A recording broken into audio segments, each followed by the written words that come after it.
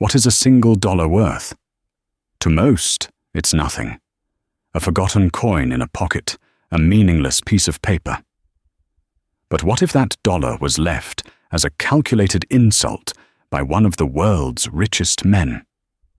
What if it was a tip on $1,000 meal, a deliberate message of contempt for Isabella Rossi, a 24-year-old waitress drowning in debt and despair? That single dollar bill was a spark in a room full of gasoline. Her reaction, in front of a hushed and watching restaurant, was not what anyone expected.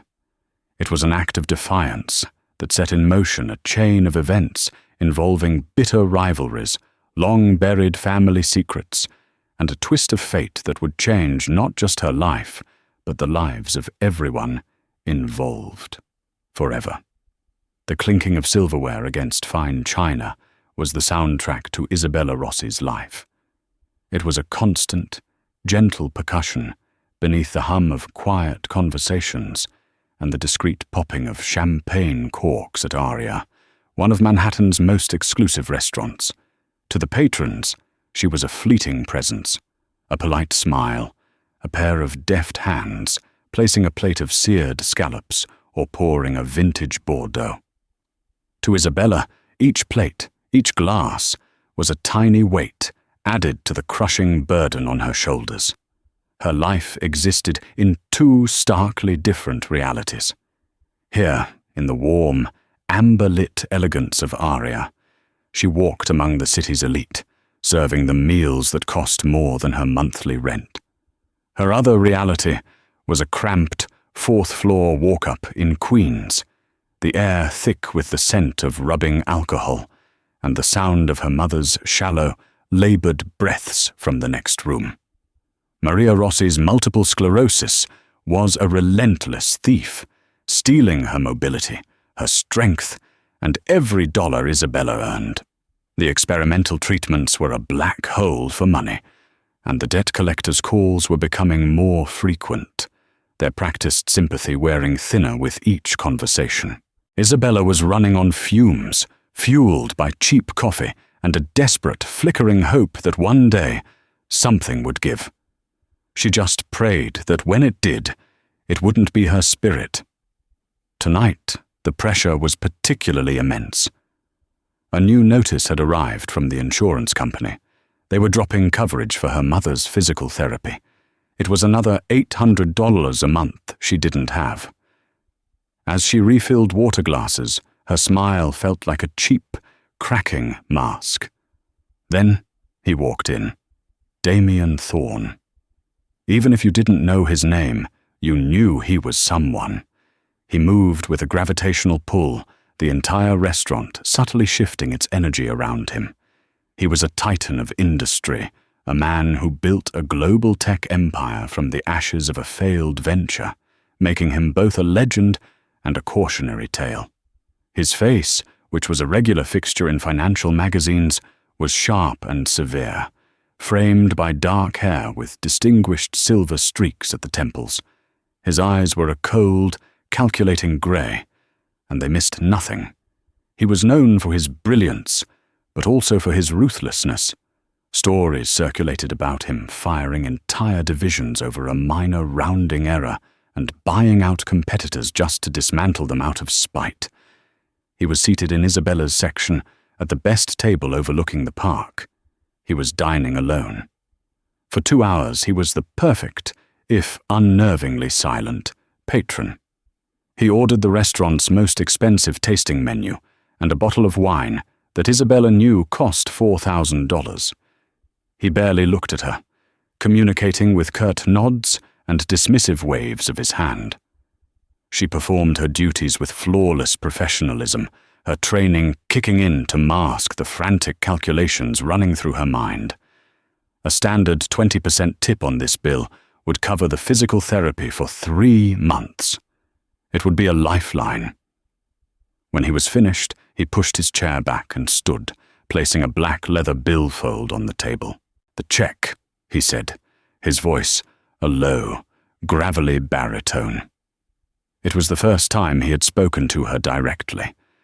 Isabella's heart hammered against her ribs as she ran his card. The total came to $1,847.50. She returned with the slip for him to sign.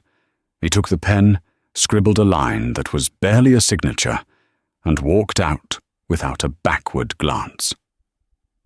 For a moment, Isabella stood frozen, allowing herself a breath of relief. It was over. She reached for the billfold, her fingers trembling slightly as she picked up the customer copy of the receipt. She looked at the tip line. Her vision blurred, and she had to blink twice to be sure she was seeing it correctly. There, in neat, deliberate handwriting, he had written, "Hwantohun was $1. A wave of icy humiliation washed over her, so intense it made her dizzy. It wasn't just a bad tip. It was a statement, a calculated cruel insult. It was a dismissal of her service, her time, her very existence. It was a game to him, a demonstration of his power. He could have left nothing, and it would have been less personal. But the single dollar was a deliberate act of mockery. All her hard work, her practiced smile, her exhaustion, he had valued it all at 100 cents. The anger came next, hot and sharp. It burned through the fog of her despair. It wasn't just about the money. It was about the injustice. This man, who could buy and sell entire countries, had gone out of his way to humiliate a person he thought was beneath him. The faces of the debt collectors flashed in her mind. The worried, tired face of her mother. The eviction notice she'd hidden in a drawer. Something inside her snapped. The years of swallowing her pride, of saying yes, sir, and thank you, sir, to entitled men who saw her as nothing more than part of the furniture, finally broke the surface. With the receipt still clutched in her hand, she walked to the front of the restaurant. Damien Thorne was standing by the valet, waiting for his car. Several other wealthy patrons were nearby, including another of the city's most powerful CEOs, Thatcher Croft, a man known for his charisma and his very public rivalry with Thorne. Isabella walked directly up to Damien Thorne. Her voice, when she spoke, was not loud, but it was clear and steady, cutting through the quiet evening air. "Excuse me, Mr. Thorne." He turned, his expression one of mild annoyance at being disturbed. His cold grey eyes landed on her. "What is it?" She held out the folded dollar bill. Her hand was perfectly still. "You forgot this," she said. He stared at the dollar, then back at her, a flicker of something unreadable in his eyes. A contemptuous smirk began to form on his lips. "That's your tip, waitress. I suggest you take it." Isabella didn't flinch. She took a small step closer, her gaze locked on his. "No thank you, sir," she said, her voice ringing with a dignity she didn't know she possessed. "I can't accept it. It's clear to me that you, a man who can spend nearly $2,000 on a meal for one, must be in a much more desperate situation than I am to value a person's work at a single dollar." A collective gasp rippled through the small crowd by the entrance. The valet froze, his hand on a car door. Thatcher Croft, who had been watching with casual amusement, now looked on with sharp, focused interest. Isabella placed the dollar bill neatly into the breast pocket of Damien Thorne's impeccably tailored suit. "So please," she finished, her voice softening just a fraction, but losing none of its steel. "You keep it. You obviously need it more than I do." For a full 10 seconds, there was absolute silence. Damien Thorne's face was a mask of cold fury. His jaw was clenched so tightly a muscle jumped. He looked as if he was about to verbally destroy her, to have her fired, blacklisted and erased from the city. But he said nothing. He simply stared at her, his grey eyes boring into hers. Isabella held his gaze, her heart pounding a wild rhythm against her ribs. But she refused to be the first to look away. Finally, the sleek black door of a Maybach was opened by the valet. Thorne broke eye contact, turned without another word, and got into the car. It pulled away from the curb, disappearing into the river of New York traffic. Isabella stood on the sidewalk, the cold night air hitting her flushed cheeks. She was shaking, the adrenaline starting to recede, leaving a terrifying emptiness in its wake. She had just committed career suicide. She would be fired by morning. The thought sent a fresh wave of panic through her. "That," a smooth voice said from beside her, "was the most magnificent thing I have seen all year." She turned. Thatcher Croft was standing there, a wide, appreciative smile on his handsome face. He looked her up and down, not in a predatory way, but with an expression of genuine admiration. "I'm Thatcher Croft," he said, extending a hand, "and I think I have a job offer for you." Isabella stared at Thatcher Croft's outstretched hand as if it were a life raft and a serpent all at once. Thatcher Croft was the charismatic counterpart to Damien Thorne's cold austerity.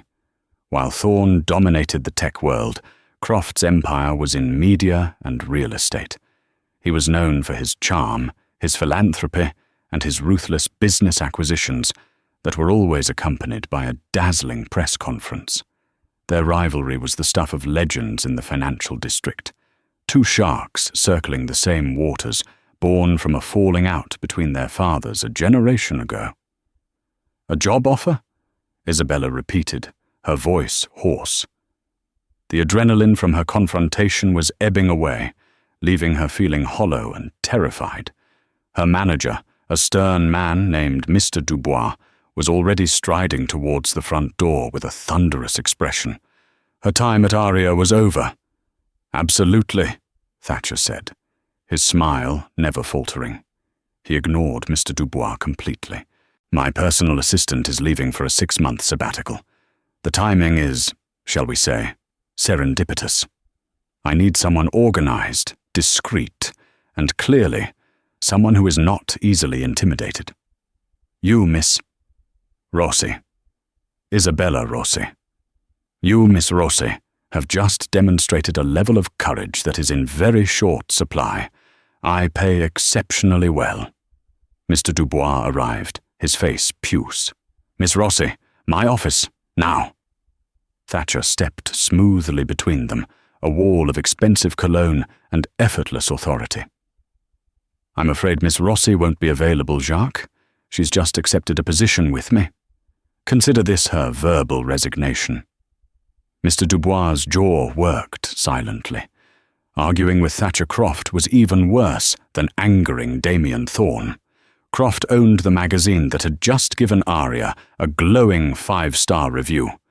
With a choked noise of frustration, the manager turned and retreated back inside. Isabella was speechless. The world was tilting on its axis. I don't know anything about being a personal assistant to a CEO," she stammered.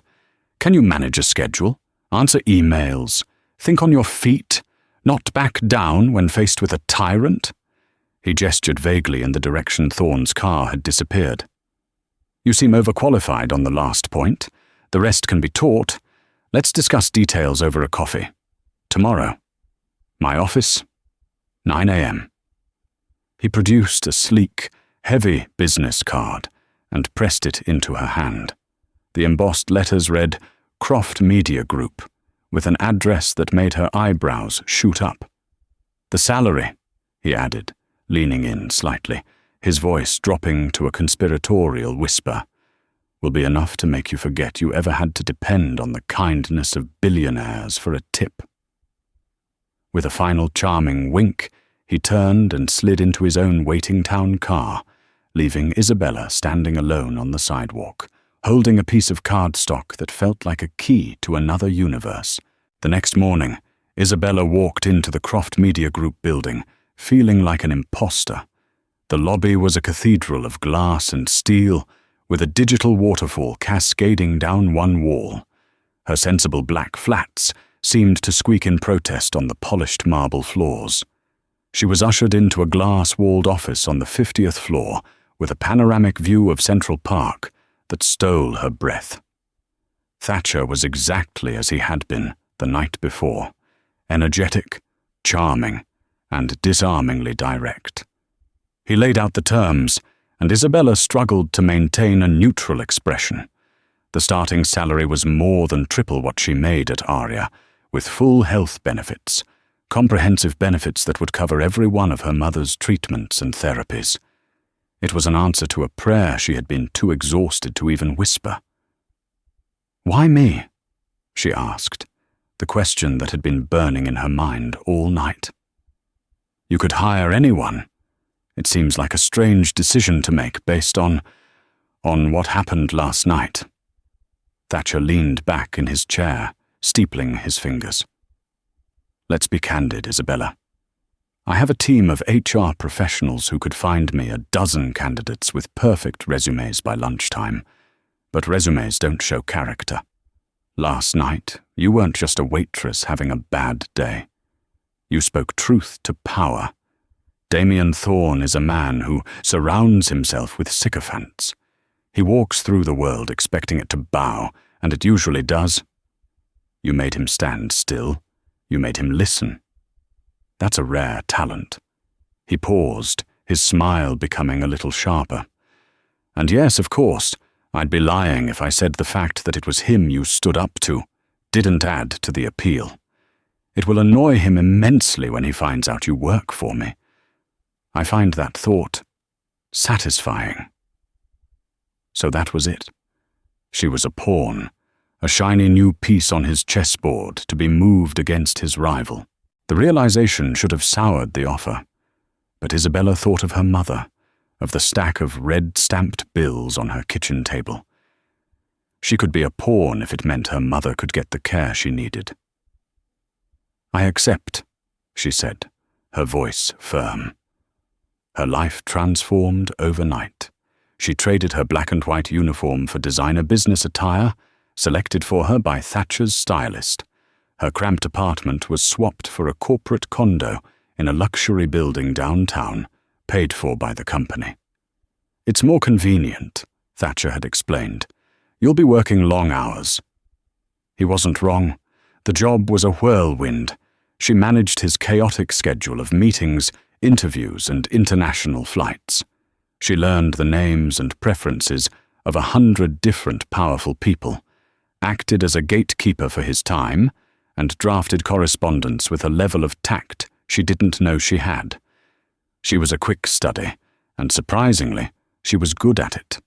Her years at Aria had taught her how to anticipate needs, read a room, and handle difficult personalities with grace.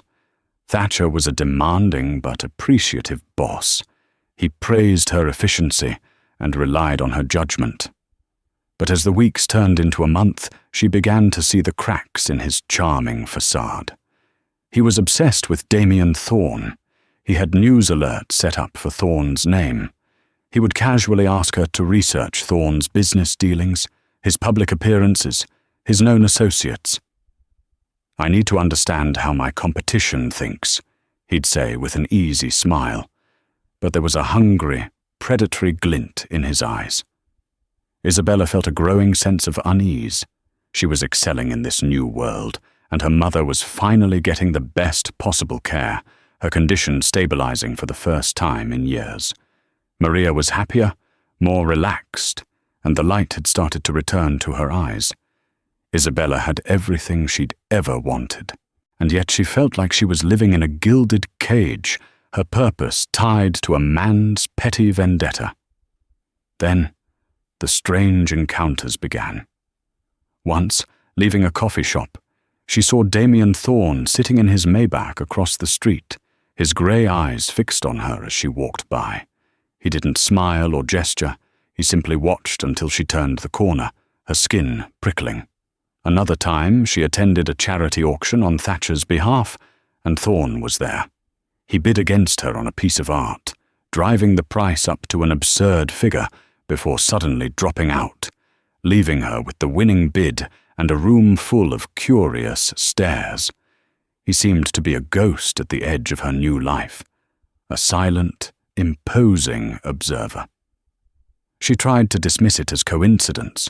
New York was a small town for people in their circle, but the feeling of being watched, of being a piece in a game whose rules she didn't understand, grew stronger every day.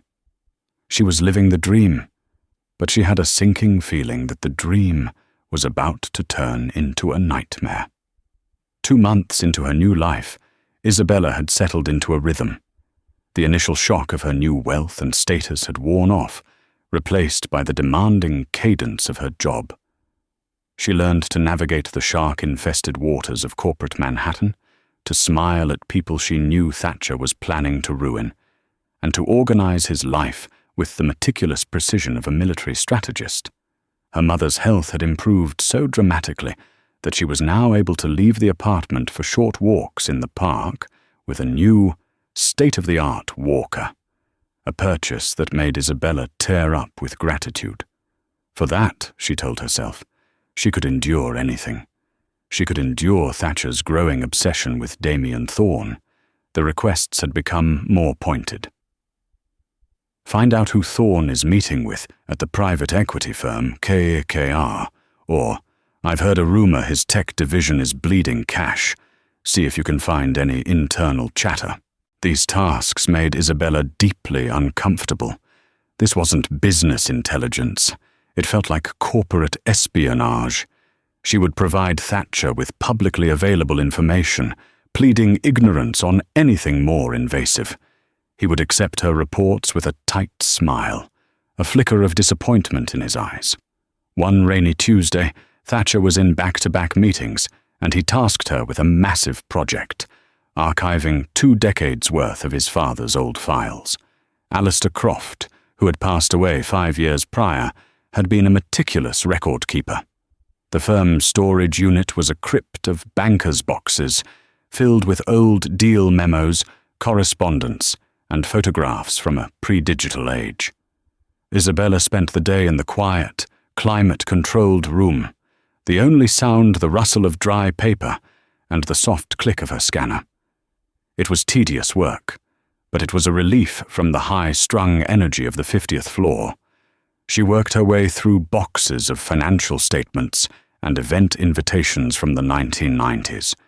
In a box labeled Personal and Events 98, tucked between invitations to galas and golf tournaments, she found a thick manila envelope filled with loose photographs. Curious, she pulled them out. They were candid shots from what looked like a summer party at a large estate in the Hamptons. A younger, brasher Alistair Croft was in many of them, as was a much younger Thatcher, probably in his late teens. She smiled at a photo of him with an awkward haircut, mid-laugh. Then her breath caught in her throat. She picked up a slightly faded color photograph. In it, 3 people stood under a large willow tree, champagne flutes in their hands. On the right was Alistair Croft, beaming. In the center was a young man with the same intense grey eyes and severe features as Damien Thorne, though his face was less harsh, softened by youth. And on the left, smiling, her head tilted affectionately towards the young Damien, was a woman Isabella knew better than anyone on earth. It was her mother, Maria. She looked impossibly young and vibrant, her dark hair cascading over her shoulders, her eyes sparkling with a joy Isabella hadn't seen in decades. She was looking at Damien with an expression of pure, unadulterated love. Isabella sank onto a nearby stool, the photograph trembling in her hand. Her mind raced, trying to connect impossible dots. Her mother, the gentle, homebound woman whose world had shrunk to the 4 walls of their queen's apartment, standing beside a young Damien Thorne, the monster of her new reality, and with Alistair Croft, the father of her current boss. It made no sense. Her mother had never spoken of a life like this, of parties in the Hamptons or associations with powerful men. Her story had always been simple. She was a seamstress who had met Isabella's father, a fellow Italian immigrant, fallen in love, and been tragically widowed when Isabella was just a toddler. This photograph told a different story. Her heart pounded. Was this why Thatcher had hired her? Did he know about this connection? Was she not just a random waitress who had stood up to his rival, but a carefully selected pawn with a history she didn't even know she had? The thought sent a chill down her spine. His serendipitous job offer suddenly felt sinister, premeditated. That evening, she left the office in a daze. She didn't go to her sleek corporate condo. She took a taxi to Queens, to the small apartment that was still, in her heart, home. She found her mother in her favorite armchair by the window, reading a book. "Mama," Isabella began, her voice unsteady. Maria looked up, her smile warm. "Bella, carissima, what a nice surprise. Is everything all right?" Isabella couldn't bring herself to ease into it. She walked over and held out the photograph. "I found this today, at work. Can you please tell me what this is?" The moment Maria's eyes focused on the image, the color drained from her face. The book slipped from her lap, falling unheard onto the rug. She stared at the picture of her younger self, her hand instinctively going to her throat. The light in her eyes, which had been so much brighter these last few months, flickered and died. "Where did you get this?" she whispered, her voice a fragile, papery thing. It was in a box of old files belonging to Thatcher Croft's father. "Mama, who are these men? Why are you with them? Why didn't you ever tell me?" Tears welled in Maria's eyes, overflowing and tracing paths through the fine lines on her cheeks. She looked at Isabella, her expression a mixture of profound sadness and deep-seated fear. "Some stories are prisons, Bella," she said, her voice trembling. "I was trying to protect you from this one." For the next hour, the story tumbled out, a torrent of secrets kept locked away for a quarter of a century. Long before she was a seamstress, Maria had been a promising art history student at Columbia. She met Damien Thorne at a university fundraiser. He wasn't the cold billionaire he was today, but a brilliant, ambitious young engineer with a fledgling software company. They fell deeply, passionately in love. They were engaged to be married. Damien's best friend and initial business partner was Alistair Croft, a charming, wealthy young man from an old money family. "They were like brothers," Maria said, her voice thick with memory. "Damien had the genius, Alistair had the connections. Together, they were going to build an empire. But Alistair, it turned out, was jealous. He was jealous of Damien's brilliance, and, Maria now realized, he was jealous of their love. He wanted what Damien had, including her. The betrayal was swift and brutal. Alistair, who managed the company's finances, framed Damien. He fabricated evidence that made it look like Damien was embezzling money from their investors to fund a lavish lifestyle. At the same time, he began poisoning Maria's mind, telling her lies about Damien, that he was cheating on her, that he was using her. He was so convincing, Maria wept. He showed me pictures, letters, all forgeries I see now. But I was young, and I believed him. My heart was broken. The scandal erupted. Damien was publicly disgraced. His investors pulled out, the company collapsed, and he was left with nothing. Humiliated and betrayed by both his best friend and his fiancée, he disappeared. Alistair Croft swooped in, used his family's money to buy up the company's assets for pennies on the dollar, and rebranded it. It became the first building block of the Croft empire. He then proposed to Maria, but she, disgusted by the whole affair and heartbroken, refused him and cut off all contact. She dropped out of school, changed her name back to her maiden name, Rossi, and tried to disappear, eventually meeting and marrying Isabella's father a few years later. Isabella listened, her entire world being rewritten with every word. The man she knew as a cold-hearted tyrant was the victim of a devastating betrayal. The man who had saved her from financial ruin was the son of the architect of that betrayal. "Does Thatcher know?"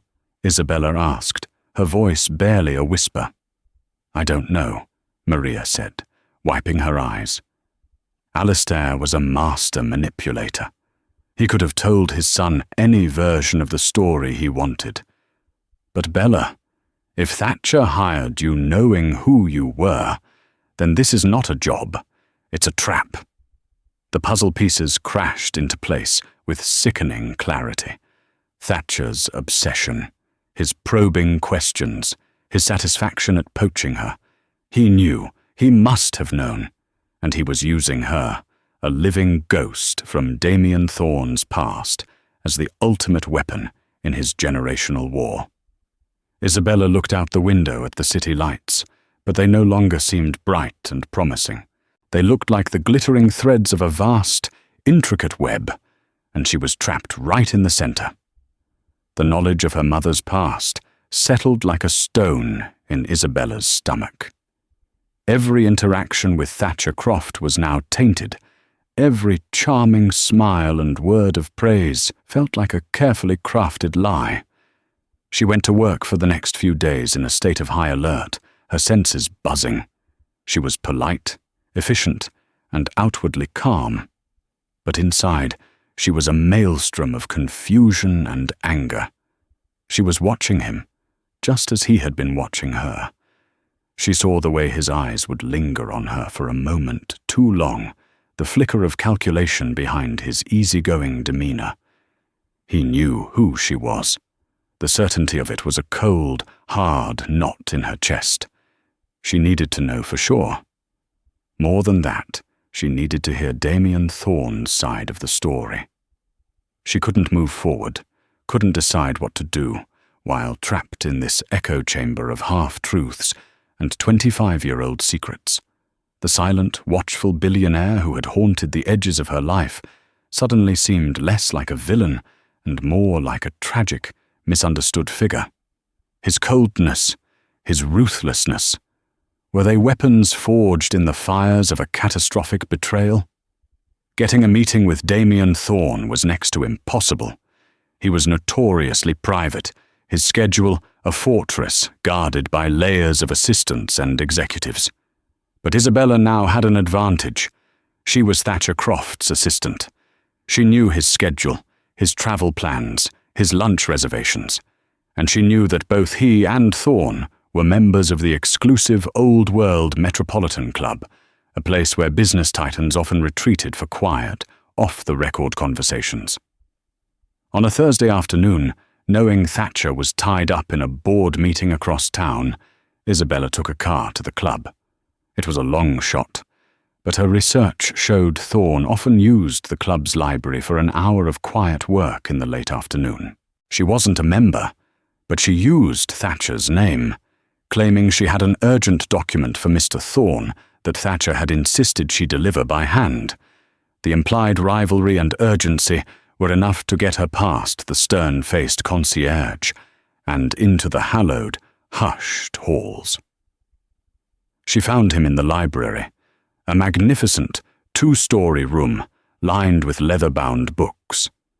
He was sitting in a high-backed armchair, a tablet in his hand, a glass of untouched whiskey on the table beside him. He didn't seem surprised to see her. He simply looked up as she approached, his grey eyes as intense as she remembered. "Miss Rossi," he said, his voice a low rumble. "I was wondering when you would seek me out." The calmness of his reaction unnerved her. "You knew?" she asked, her voice coming out smaller than she intended.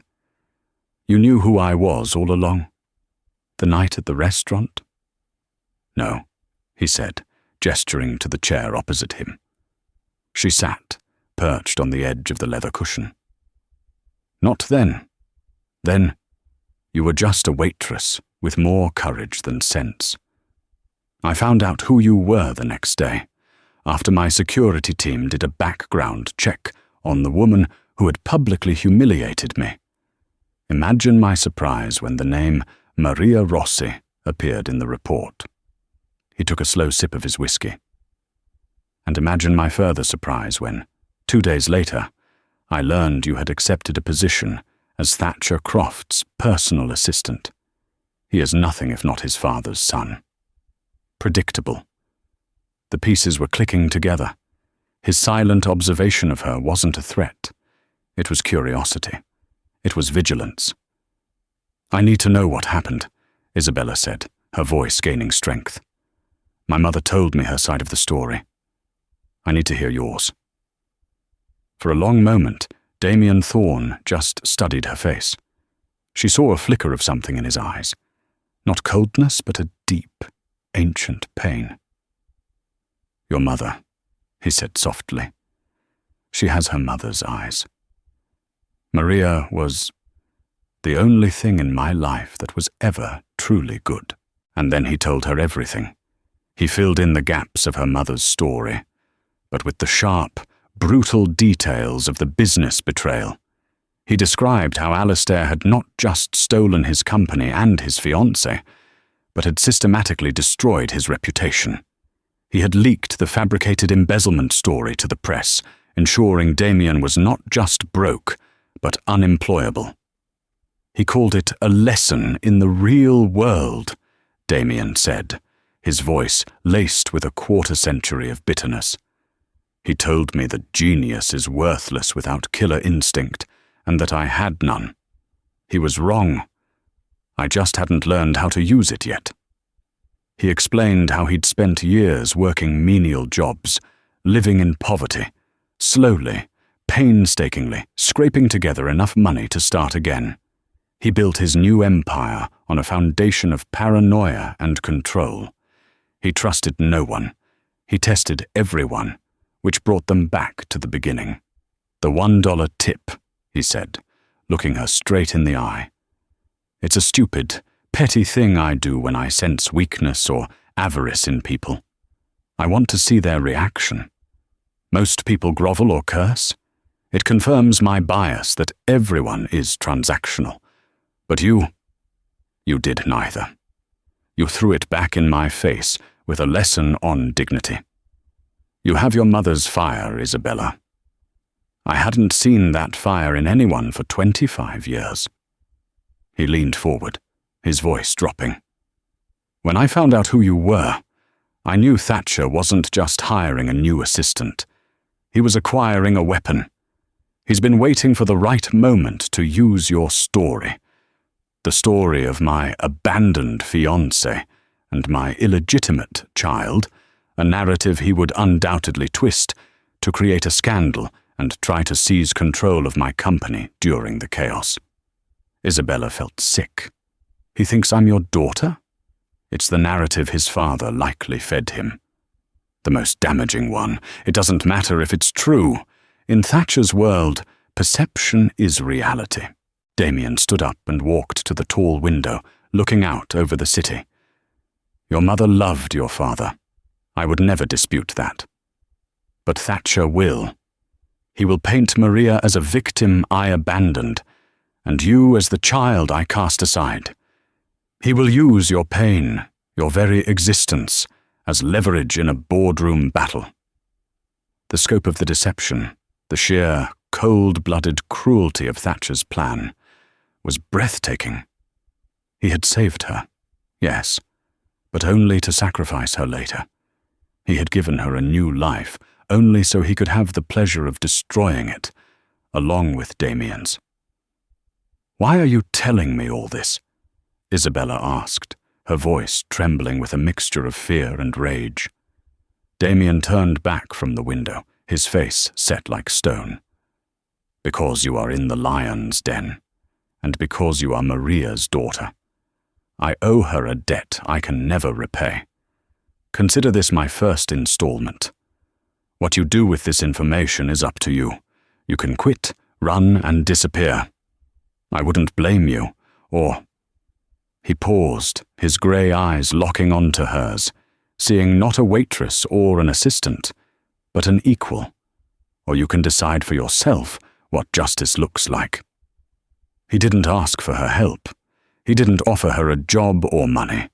He simply gave her the truth, a weapon far more powerful than anything Thatcher Croft could conceive of.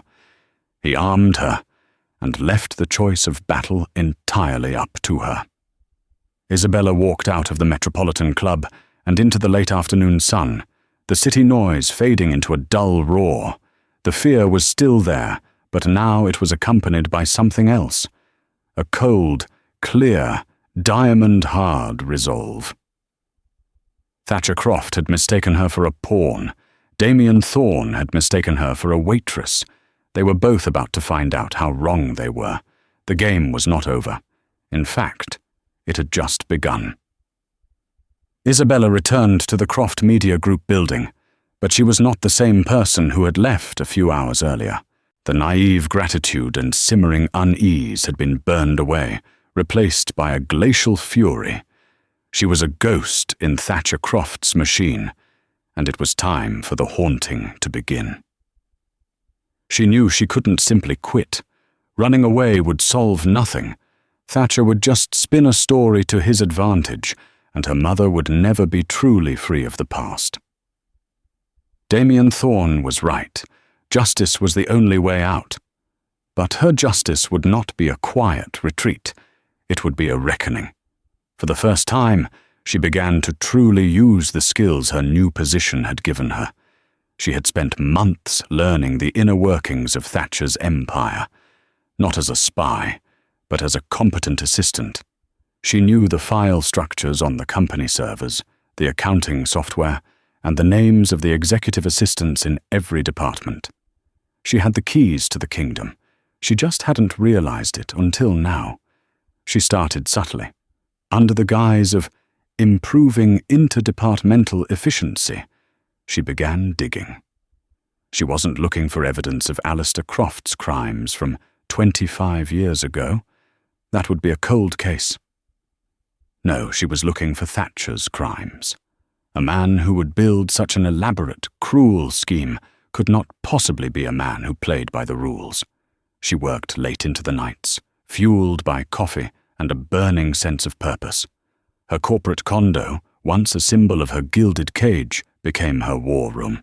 Thatcher, oblivious, saw only her increased dedication. "Working late again, Isabella?" he asked one evening. "You're a godsend. I don't know what I'd do without you." "Just trying to stay on top of things, Mr. Croft," she replied, her smile never wavering, her heart beating a steady, cold rhythm. Her first breakthrough came from the expense reports. Thatcher was meticulous, but also arrogant. He was expensing lavish client dinners at restaurants that, a little digging revealed, didn't exist. They were shell names. Following the money, she cross-referenced the corporate credit card statements, with payments made to a holding company she'd never heard of, North Star Holdings. It was a digital thread, and Isabella pulled on it. Using the administrative access Thatcher had granted her, she dove into the company's vendor payment system. North Star Holdings was listed as a creative consultant, receiving a monthly retainer of $200,000. But there were no contracts, no work orders, no deliverables. It was a ghost. This was it. This was more than just petty fraud. This was a systematic siphoning of company funds. But where was the money going? And for what? The answer came from an unexpected place: social media. She found an Instagram account belonging to a young, ambitious vice president in the acquisitions department. In one photo, tagged from a private airstrip, he was standing in front of a jet. In the background, barely visible on the jet's tail, was a logo, a single, stylized North Star. Her blood ran cold. North Star Holdings wasn't a consultancy. It was a slush fund used for off-the-books deals, bribes, and illicit corporate espionage. Thatcher was using company money to fund a secret, unethical arm of his business. This was the kind of thing that didn't just end a career. It led to prison sentences. She began to meticulously document everything: the encrypted copies of wire transfers, the fake invoices, the corresponding expense reports. She now held a bomb, a dossier of evidence that could obliterate Thatcher Croft. But how to detonate it? She wanted something more direct. She wanted to dismantle his world in the same public, humiliating way he had planned to dismantle Damien's. The opportunity presented itself on her calendar. In 2 weeks, Croft Media was hosting its annual Future of Media charity gala. It was the pinnacle of Thatcher's social and professional calendar. Damien Thorne was always, pointedly, invited, and he always, pointedly, declined. But this year, Isabella thought, would be different. She made a single encrypted call from a burner phone. "Please deliver a message to Mr. Thorne," Isabella said, her voice steady. "Tell him he should accept Thatcher Croft's invitation to the gala this year. Tell him the pawn is making her move." She hung up before they could respond. For the next 2 weeks, she played the part of the perfect assistant, organizing the gala with flawless efficiency, all while hiding the explosive secret on a small, encrypted flash drive she wore on a chain around her neck. Thatcher was in high spirits, confident and triumphant, oblivious to the fact that the ground was about to open up and swallow him whole. On the night of the gala, Isabella stood before the mirror. She wore an elegant black dress. It was a costume for the part she was expected to play. But looking in the mirror, she saw a different woman. Her eyes were not tired or fearful. They were clear, steady, and sharp. She was no longer a pawn in anyone's game. She was a player, and she was about to checkmate the king. The ballroom at the Pierre was a universe unto itself, a glittering constellation of power and wealth. Isabella moved through it with a preternatural calm, a tablet in her hand, and a storm in her heart. She was the perfect assistant, greeting guests, solving problems, and all the while counting down the seconds to detonation. Thatcher Croft was the radiant center of this universe, his smile brilliant, his confidence absolute. He kept Isabella near, preparing to showcase her as the centerpiece of his coming triumph. "Everyone who's anyone is here," he murmured to her, his eyes gleaming with satisfaction. "The stage is set perfectly." "It certainly is, Mr. Croft," she replied, her voice a placid sea over roiling depths. A moment later, the confident hum of the ballroom faltered. A hush began at the grand entrance, spreading like a wave as every head turned. Damien Thorne had arrived. He stood framed in the archway, a stark, commanding presence in a world of practiced smiles. He hadn't attended a Croft event in a decade. His appearance was not a social call. It was a declaration. Thatcher's smile tightened for a barest fraction of a second. This was an unexpected move, but he was a master improviser. A predator's grin replaced his momentary surprise. "Well, well," he said to Isabella, his voice a low, triumphant growl.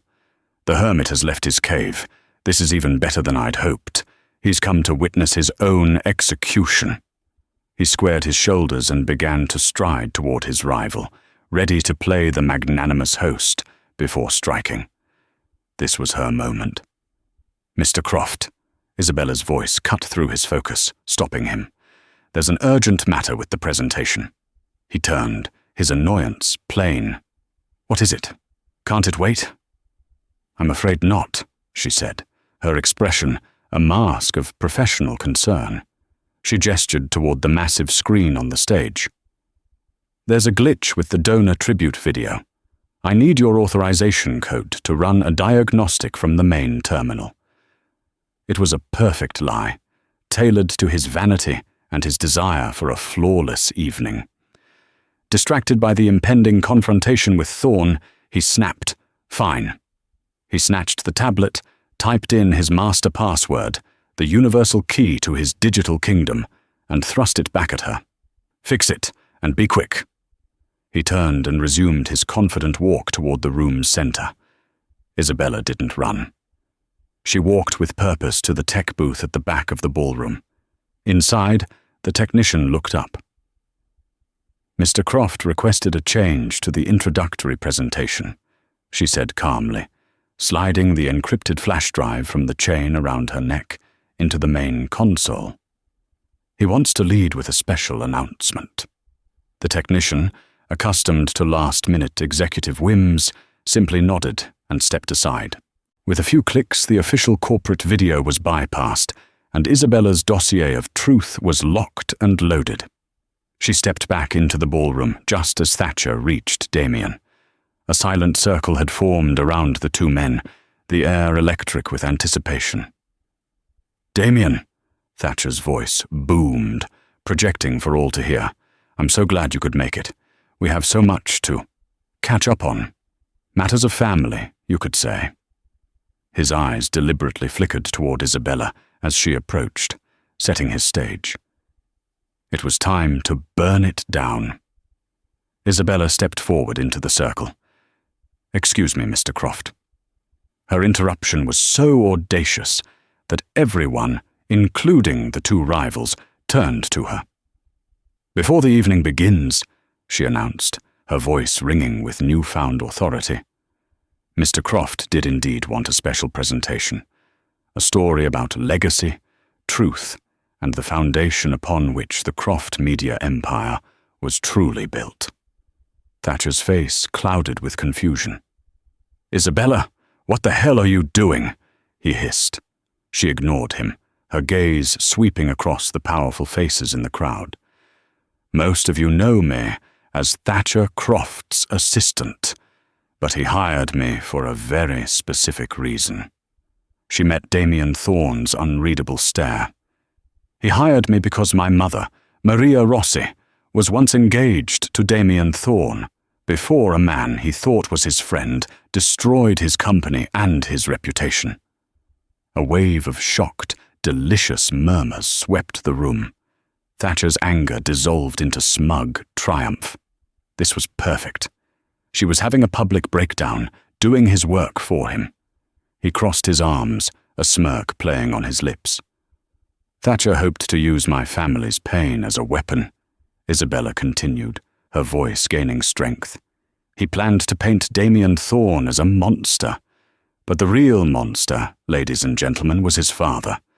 And it seems the apple doesn't fall far from the tree." Thatcher's smirk vanished. "That's enough. Security." But it was too late. Isabella gave a sharp nod to the tech booth. On the giant screen behind the stage, the elegant Croft Media logo dissolved. It was replaced by a high-resolution image of a forged invoice paid to a company named North Star Holdings. While Thatcher was digging into the past, Isabella's voice cut through the rising chaos. "I looked into the present. It turns out the famous Croft killer instinct isn't talent. It's a slush fund, funded by embezzled company money and used to bribe, blackmail, and sabotage his competitors." Slide after slide flashed onto the screen. Wire transfers, flight logs that corresponded perfectly with sudden scandals at rival companies, an irrefutable digital trail of a criminal conspiracy. The crowd was transfixed, their eyes darting from the damning evidence on the screen to Thatcher's ashen, horrified face. The whispers turned into a roar. Phones were already out, recording and transmitting his ruin to the world. Thatcher stood frozen, exposed and stripped bare in front of the very people he sought to rule. Damien Thorne hadn't moved, but he gave Isabella a single, slow nod of acknowledgement. Isabella looked at the man who had seen her as a disposable pawn. He looked small now, his power an illusion that had just been shattered. "You wanted a story about legacy, Mr. Croft," she said, her voice clear and cutting. "This is yours." The fallout was apocalyptic. Before the last of the champagne was cleared, the story had gone viral. Thatcher Croft's empire, built on a legacy of theft, crumbled overnight under the weight of Isabella's irrefutable evidence. By morning, headlines screamed of his disgrace, the board had suspended him, and federal investigators were launching a full-scale criminal inquiry. His ruin was total and absolute. While Thatcher's world burned, Isabella found peace in the quiet of her mother's Queen's apartment. The years of unspoken secrets had finally vanished, replaced by a profound sense of closure. "I'm so proud of you, Isabella," Maria said, her hand covering her daughter's. "You took our pain and turned it into justice." Later that afternoon, Damien Thorne arrived. When he saw Maria, the cold mask he wore for the world seemed to dissolve, revealing the man he was a quarter-century ago. Isabella gave them privacy, and in that small living room, two lives fractured by betrayal found a long overdue peace, not a rekindling of romance, but a necessary and healing closure. When their conversation ended, Damien turned to Isabella, his grey eyes clear and direct. "What you did was not just about exposing a criminal," he said. "It was an act of profound courage. You reclaimed your own story." He continued, "I've spent my life building an empire out of anger. It's time to build something better. I'm starting a philanthropic foundation to support those who have been crushed by the corrupt and powerful. I don't want to just write checks. I want it to have teeth, to effect real change.